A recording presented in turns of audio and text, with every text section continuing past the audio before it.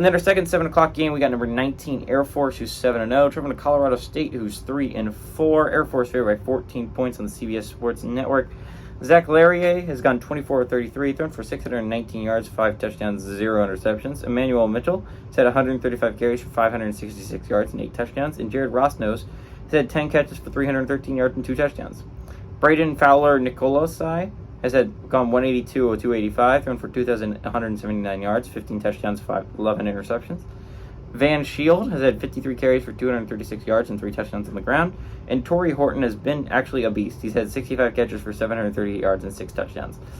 Air Force 38-21 all time against Colorado State. Last 6 games have gone to Air Force. So I think what's really interesting in this game is Air Force is coming off a lackluster win against Navy. Sure, it was a rivalry game, but they didn't do a whole hell of a lot on offense.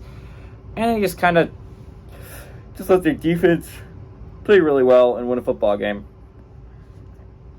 Air Force is still one of 2 teams in FBS to have not thrown an interception yet, the only other one being Penn State, considering they picked off Navy last week, who is the number 3 team.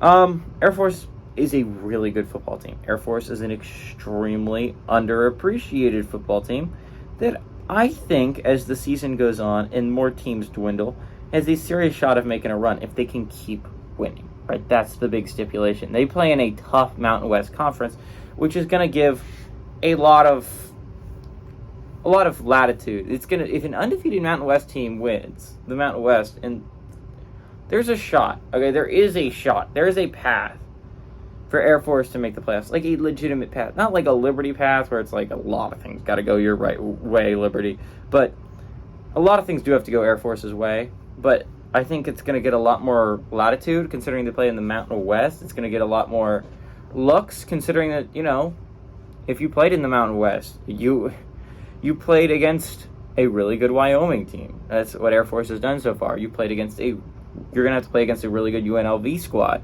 And then you might have to play against a really good Fresno State squad in the championship. Like, there are 4 legitimately really good football teams, and I think Fresno State's win over a Power 5 competition is going to really help them. I think the fact that Wyoming beat Texas Tech at home is going to really help them, and the fact that Wyoming actually played a pretty close game with Texas is going to really help that standing. The fact that UNLV's only loss so far this year is Michigan is going to have some real standing. I think Air Force is a really good squad. I think Air Force, if things go the right way, can definitely continue their playoff push, but things got to continue to go their way, and they got to continue to win football games, got to control what's in front of you. Colorado State's in front of you. They're an interesting football team. They just gave UNLV a hell of a fight last week. This isn't a 3-4 squad, but it's a dangerous 3-4 squad. I think this could be a really close game for Air Force. I think Air Force could have a scare on the road, if I'm going to be honest, but I think Air Force ekes out a victory. Give me Air Force to win, but Colorado State to cover the 14-point spread.